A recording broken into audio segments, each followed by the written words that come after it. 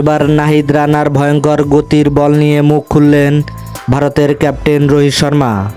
রোহিত শর্মা সংবাদ সম্মেলনে এসে বললেন, নাহিদ রানার বল নিয়ে খুব ভয়ে আছি।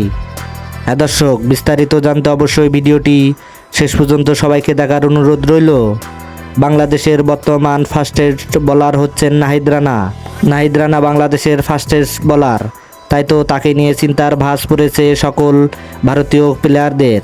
নাহিদ রানা বাংলাদেশের যে রত্ন তা অনেকেরই অজানা, কিন্তু নাহিদ রানা পাকিস্তানের বিপক্ষে দুর্দান্ত পারফরমেন্স করার পর ভারতের সাথেও পারফরমেন্স করে দেখাতে চান। তাই তো অনুশীলনে ব্যস্ত সময় পার করছেন নাহিদ রানা। নাহিদ রানা অনুশীলনে বড্ড সিরিয়াস। নাহিদ রানাকে অবশ্যই জাসপ্রীত বুমরা সিরাজদের সাথে পাঙ্গা দিয়ে খেলতে হবে। তার কারণ তাদের সাথে পাঙ্গা দিয়ে খেলতে পারলেই ভবিষ্যৎ স্টার হয়ে উঠবেন নাহিদ রানা। বাংলাদেশের সবচেয়ে বর্তমানে ফাস্টেস্ট বোলার হচ্ছেন নাহিদ রানা, তাই তো তাকে নিয়ে অনেক আশাও বেশি বাংলাদেশের।